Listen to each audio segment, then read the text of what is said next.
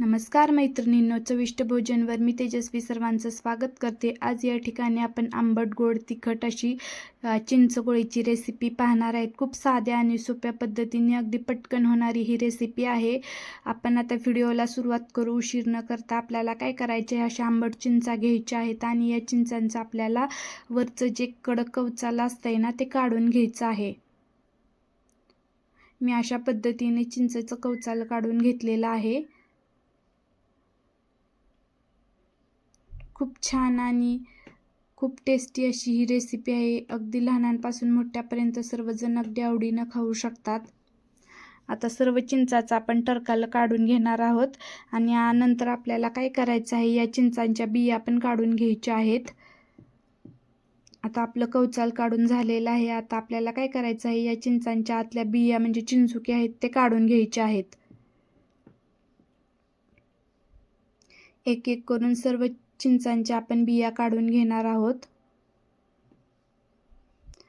बिया काढून घेतल्यामुळे काय होतं, हे जास्त काळ टिकतात। जर बिया राहिल्या तर आतून काय होतं, ते खराब होतात।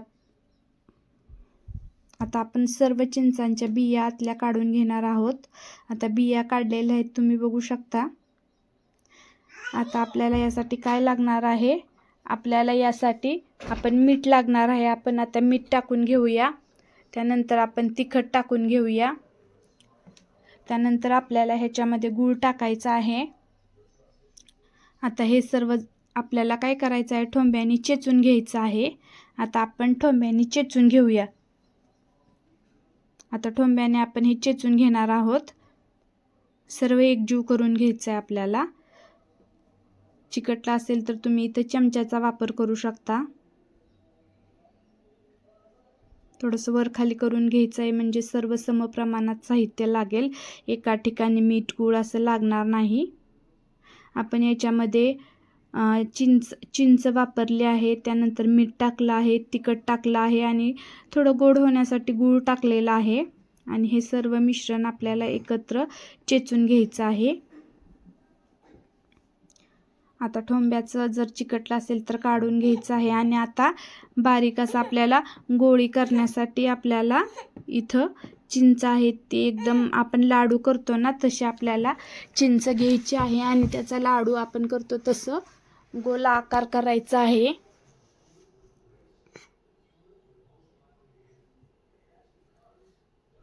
ही बघा, अशा पद्धतीने आपल्याला लाडूसारखा आकार द्यायचा आहे। आपल्याला राहिलेल्या चिंचांचा पण असे गोल गोल लाडू करून घ्यायचे आहेत।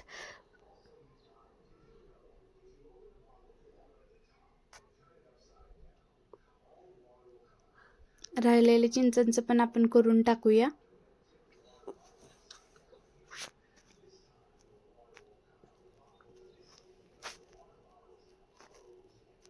हे बघा, अशा पद्धतीने आपल्याला लाडूसारखे जेवढे होतील तेवढे बनवायचे आहेत। त्यानंतर आपल्याला साखर घ्यायची आहे आणि त्या साखरेमध्ये हे जे आपण छोटे छोटे लाडू किंवा बॉल केलेले आहेत ते टाकायचे आहेत आणि त्याला आपण असं कोटिंग साखरेचं करून घ्यायचं आहे, म्हणजे खूप छान अशी चव लागते।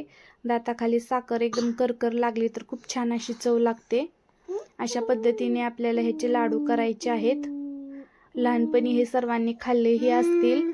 अगदी दुकानात म्हणा वगैरे हे लहानपणी मिळालेले असतील।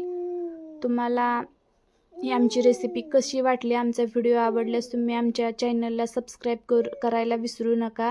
आमच्या चॅनलला लाईक, शेअर, सबस्क्राईब जरूर करा आणि तुम्ही पण या पद्धतीने आंबट गोड असे चिंचेपासून बनलेले लाडू करायला विसरू नका। आमची रेसिपी आवडल्यास चॅनलला सबस्क्राईब नक्की करा। धन्यवाद।